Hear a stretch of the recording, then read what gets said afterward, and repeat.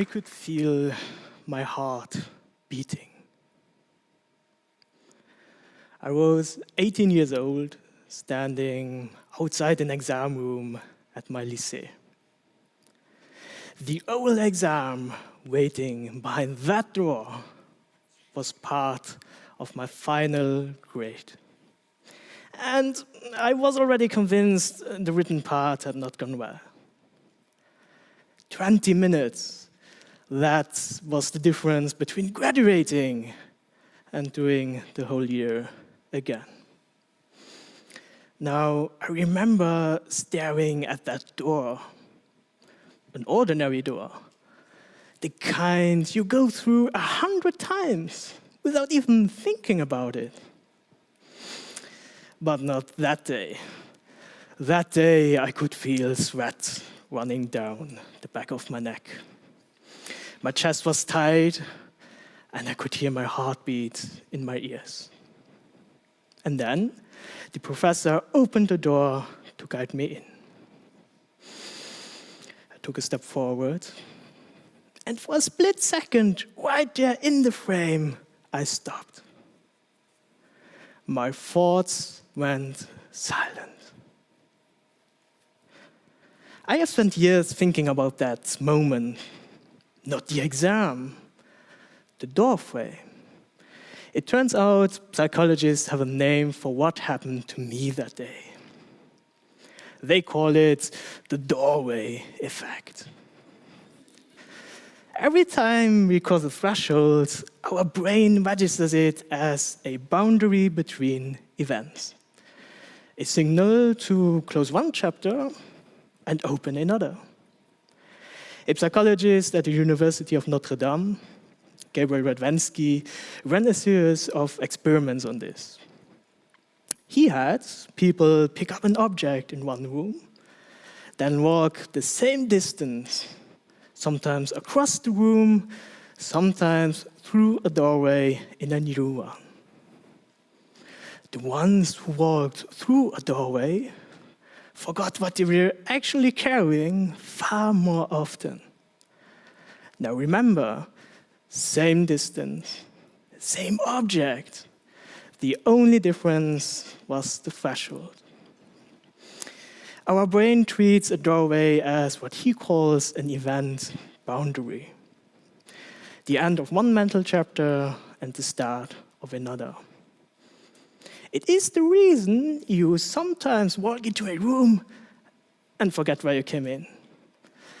And most people treat this like a glitch or a small failure of the brain.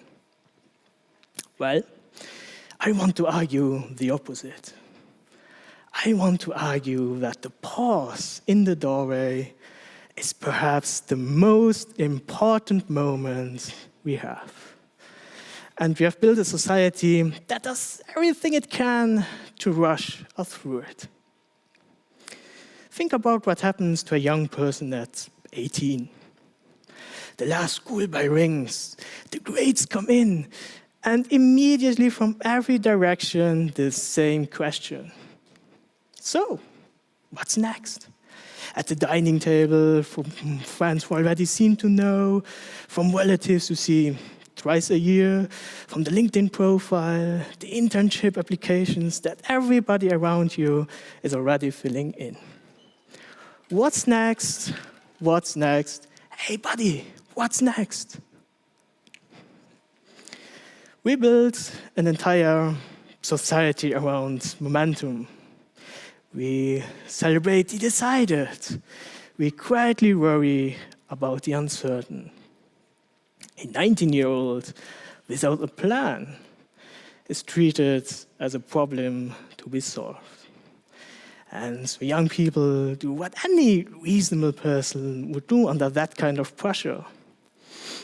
They walk through the first door they find. Not because it is necessarily the right one, but because standing still felt worse. Now I want to be careful here. There is a version of standing still that is not what I'm talking about. The young person on the couch scrolling, hoping the question of what's next will quietly go away. That is not a pause. That is avoidance, and it is real. What I am arguing for is something different. The pause. The deliberate stillness in the frame before you choose. The moment you actually stand still and look at what is in front of you. And I think we have made this moment almost impossible to take. Because here's the thing about being 19 or 18 years old and having finished school. You are not looking at one door, it is a corridor. And along that corridor are dozens of doors. All slightly open, all possible. And nobody tells you which one to take.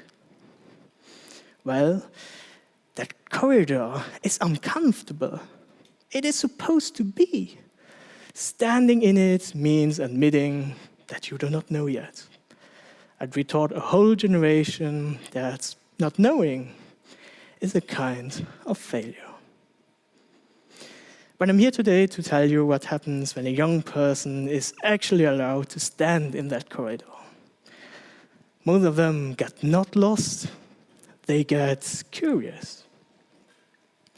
When I finished school, the world was slowly moving again after the pandemic. Friends were choosing universities, making plans, taking the next step. And I just could not.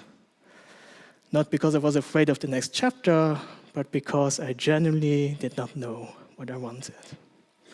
And at that time, I was not willing to rush through the first door only to make the question go away.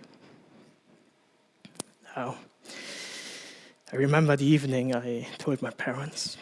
I had spent weeks searching universities online, opening tabs, closing them, reading course descriptions for degrees I knew I did not want. None of it seemed to fit. And I was not sure what would. So I sat down at the dining table.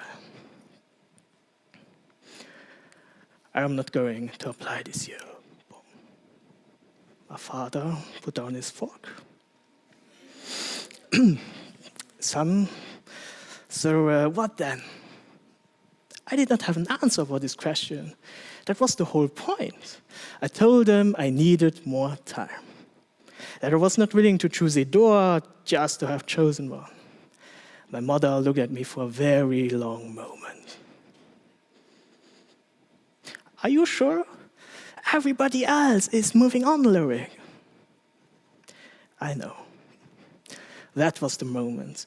Not the gut feeling I had after the graduation ceremony, not the empty browser tabs, the dining table.